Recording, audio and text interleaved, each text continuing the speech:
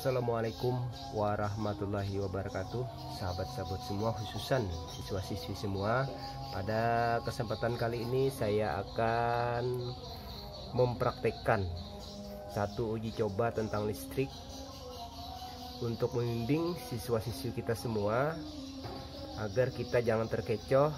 Jadi kita harus mencoba sendiri apakah benar listrik gratis itu ada, baik listrik itu dari buah-buahan, listrik dari air garam, ataupun listrik dari manapun. Nah, karena listrik ini merupakan satu keperluan bagi kita ya, mulai dari ngecas HP sampai penerangan dan lain-lain. Baik, kali ini saya akan mencoba salah satu percobaan saya yang tentunya ini menjadi contoh bagi siswa-siswi kelas 9 yang sedang belajar laporan hasil percobaan, untuk bisa dicoba sendiri topik yang lain, baik itu listrik dari buah apapun, atau listrik dari uang logam, atau listrik dari air garam, air cuka, air asam dan lain-lain, ataupun juga mau membuat percobaan yang lain, dipersilahkan. Saya hanya mencobakan dalam bidang teknologi, mencontohkan khususnya tentang listrik. Kali ini saya akan mencoba listrik dari air garam. Yang pertama adalah alat-alat yang diperlukan. Jadi kita lihat alat yang diperlukan adalah garam, ada tisu, ada air, kemudian paku, kemudian ini adalah elektroda positifnya terbuat dari logam tembaga 1, 2, 3 ya. Ini sebagai elektroda, bagian negatifnya adalah besi atau seng. Nah, jadi ada perbedaan jenis ya antara dua bahan ini, materi ini. Ini adalah intinya ya. Kemudian cairannya air garam, kita akan buang sedikit airnya. Oke, sambil kita rakit, kita akan mencairkan garamnya dulu. Demi siswa-siswi semua, saya rela mengorbankan garam dapur untuk menguji ya, untuk menguji, karena kita sebelum membuat sebuah laporan hasil percobaan, kita harus menguji dulu benar apa tidak ya. Jadi kalau belum pernah mencoba ya, kalau belum pernah mencoba, kita tidak boleh langsung membuat laporan percobaan. Nanti siapa tahu itu adalah hoax. Nah, jadi kita harus membuat sebuah laporan percobaan itu berdasarkan fakta, bukan berdasarkan opini ya. Nah, jadi ini air garam kita larutkan, kemudian paku, kemudian tembaga, kemudian kita siapkan alat uji coba apakah benar nanti ada listriknya. Maka kita harus menyediakan lampu LED tegangan 3 volt. Kalau tidak ada lampu LED, gunakan multi tester. Oke, kita lanjut. Kita langkah pertama, setelah bahan-bahannya sudah siap semua, kabel sudah siap semua untuk menghubung. Ini penyepit lombok supaya mudah untuk menghubungkan satu dengan yang lain. Maka akan langsung kita rakit satu demi satu. Nah, ini untuk pemisah elektroda nantinya. Baik, langsung kita coba. Nah, ini antara elektroda dan elektroda ini tidak boleh saling menyentuh. Jadi harus kita bungkus dengan tisu, atau kalau ini ditancapkan di buah apel misalnya, tinggal ditancapkan aja ya. Cuma karena saya tidak mempunyai buah ya, buah saya sayang itu kalau dibuang-buang, jadi pakai ini aja. Nah, jadi kita bungkus. Nah, jangan sampai saling menyentuh, tidak boleh saling menyentuh. Ini sudah satu elektroda jadi. Oke, kita letakkan di sini. Oke, kelihatan ya, min plus. Oke, lanjut, kita lanjutkan lagi terus. Jadi ini fungsinya tisu ini supaya jangan sampai menyentuh antara elemen satu dengan elemen lainnya. Nah, Oke. Nah, sudah 2 sel ya. Nah, min plus, nanti yang min disambung ke yang plus. Oke. Mudah-mudahan berhasil ini ya. Saya membuatnya di senja hari, di waktu mau sholat maghrib, demi siswa-siswi semua ya. Demi semua siswi saya berusaha untuk bisa membuat yang terbaik. Jadi ketika kita menugaskan siswa semuanya, kita sebagai guru harus kreatif menguji sendiri, jangan langsung memerintahkan begitu saja sedangkan kita sendiri tidak tahu apa hasilnya ya. Oke, kita lanjut terus. Masih kita lanjut. Ini listriknya kita ambil positifnya. Oke, mana nih yang kuning, yang ini ya. Oke. Nah, positif dari listrik ini ke sini. Mudah-mudahan ini sudah saya gesek ya, tadi sudah saya gesek. Kayaknya karatan ya. Kalau karatan harus dibersihkan sebersih mungkin. Kalau tidak bersih pasti gagal. Jadi ini dikoyak. Ini tembaga ini diambil dari kabel listrik. Ini yang tembaga, bukan aluminium. Tidak boleh, harus tembaga. Oke, kita lanjut lagi. Sel berikutnya sudah punya 3 sel. Kenapa perlu banyak sel? Sebab lampu LED itu 3 volt ya. Nah, sedangkan 1 sel air garam ini hanya bisa menghasilkan sekitar 0,2 volt. Oke, langsung ini langsung begini aja. Nah, sudah 4 ya. Oke, sudah 4 ini. Apakah bisa kita coba ya? Apakah bisa kita coba? Kita buat 5 aja ya supaya kenceng. Nah, udah. Oke, 1 lagi mungkin ini kita bungkus yang ini. Masih kekurangan.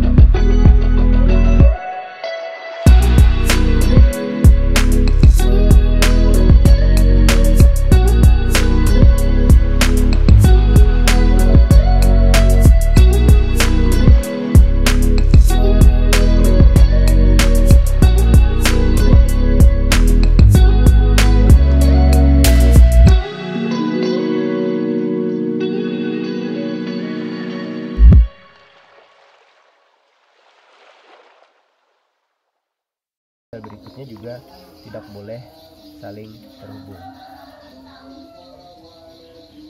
Oke, mudah-mudahan bisa nyala ya. Alhamdulillah, ternyata bisa nyala. Coba kita padamkan lampu. Nih, nyala ya. Oke, nyala. Walaupun percobaannya amatiran, ternyata lampu ini tetap menyala. Nah, karena mengapa ini redup ya? Karena ampernya kecil, kawatnya, elemennya kecil, sehingga voltasenya juga turun jadinya. Ini kalau kita periksa sekitar berapa volt? Oh, tidak usah diperiksa ya. Kalau mau diperiksa boleh, tapi kelihatan tidak? Oh, tidak kelihatan. Nah, sahabat, ini nyala. Coba, kalau nggak percaya ini saya lepas, kan mati. Kita jepit lagi. Nah, nyala kan? Ini kalau malam hari pasti terang. Nah, oke. Nah, nyala. Nah, jadi intinya cairan yang mengandung zat-zat tertentu itu bisa menghasilkan listrik dengan inti elektronnya itu adalah tembaga dan besi. Uang kuningan dengan uang putih ya, uang aluminium itu juga bisa menghasilkan listrik. Silahkan dicoba kalau mau. Nah ya, nah kemudian pohon, misalnya pohon ini kalau ditempelkan di pohon asam, ini menjadi elektroda, menjadi listrik yang tak pernah habis, selamanya akan nyala. Kita tinggal menaikkan voltasi ini dengan menggunakan upper unity ya, dengan menggunakan inverter supaya voltasi yang rendah ini bisa naik dengan menggunakan alat inverter ya. Nah, siswa-siswi semua, percobaan saya sudah berhasil, step by step, langkah demi langkah. Jadi kesimpulannya adalah bahwa listrik dari air garam, dari air laut itu adalah benar adanya dan bisa kita manfaatkan apabila kita bisa mengatur dengan sebaik-baiknya, menyusun, menata dengan sebaik-baiknya. Misalnya ini dibuat yang lebih efektif seperti apa, kabel-kabelnya supaya jangan longgar. Kemudian air garamnya bisa bertahan nih 2 hari 2 malam tidak akan habis ini ya. 2 hari 2 malam tidak akan habis. Selama garamnya masih terasa asinnya, maka listrik ini akan terus menyala dan bisa untuk ngecas baterai handphone karena tegangannya sudah sekitar 3,7 volt, tapi untuk ampernya masih di bawah 0,3 ampere kalau diperiksa pakai alat ini ya. Udah kelihatan soalnya alat ini, kalau kelihatan saya tampilkan. Oke, terima kasih sahabat-sahabat semua dan juga siswa-siswa saya. Jadi saya sudah berikan langkah-langkah untuk mencoba sebuah percobaan, dan kali ini saya contohkan satu percobaan dan listrik dari air garam, kemudian dari paku, tembaga kabel listrik, tisu ya, dan tempat sel untuk supaya airnya tidak menyatu antara sel satu dengan sel yang lainnya, untuk memisah antara tiap sel. Jadi dalam satu sel itu ada pasangan elektroda yang terdiri dari paku dan tembaga ya, dan semuanya harus terhubung dengan sesuai min plus ya. Paku adalah min, kita jadikan min, kemudian untuk tembaga itu adalah plusnya. Kalau terbalik ya tidak nyala ya, satu aja yang terbalik pasangannya tidak akan nyala. Satu saja saya copot atau saya balik ya semuanya mati. Jadi semua saling kerjasama, saling terhubung ya. Oke, silahkan siswa-siswa semuanya yang saat ini sedang ditugasi, saya berikan tugas untuk melakukan sebuah percobaan. Silahkan untuk mencobanya secara berkelompok, bebas kalian mau mencoba apa saja, apakah listrik dari garam juga boleh, atau listrik dari apa juga boleh, sama seperti ini juga, cuman ditancapkan, tinggal tancapkan. Kalau ada buah apel ya mahal ya, tapi boleh kan dicoba, nanti setelah dicoba dimakan apelnya. Kalau dari belimbingnya setelah dicoba dimakan, di itu ya, dipancok ya, jangan dibuang. Dari wortel, nanti wortelnya dimasak sup, kita makan sama-sama, kan kita percobaan saja ya. Oke. Nah, atau dari tapai ya, bikin tapai dulu, nanti dites dengan elektroda seperti ini, ada tembaga dan ada paku. Coba seperti saya, langkah-langkahnya yang kalian lihat ya, cara menghubungkannya, atau lihat di video-video lain, banyak bertebaran di internet. Nah, lalu kalian coba, nanti wortelnya, buah-buah apanya itu dimakan bersama, atau asam dipencok ya. Jadi setelah dicoba berhasil, dilaporkan percobaannya, udah itu apelnya dimakanin, jangan dibuang sayang. Apalagi jeruk, besok hari Kamis beli jeruk, jadi ya jangan dibuang sayang ya. Oke, terima kasih untuk dari saya untuk kali ini, cukup sampai di sini ya. Mudah-mudahan bermanfaat bagi kita semua, dan semua siswa bisa mencontoh apa yang saya contohkan. Jadi kalau kita melihat tayangan-tayangan di internet tentang pre-energi, itu harus dicoba sendiri sebelum kita laporkan ya. Kita laporkan sebagai sebuah percobaan. Kalau tidak mencoba sendiri, itu namanya bukan membuat sebuah laporan, karena laporan itu harus bersifat fakta, bukan opini, bukan perkiraan, tapi harus kita coba sendiri ya. Selamat mencoba, selamat membuat laporan hasil percobaan. Terima kasih. Assalamualaikum warahmatullahi wabarakatuh.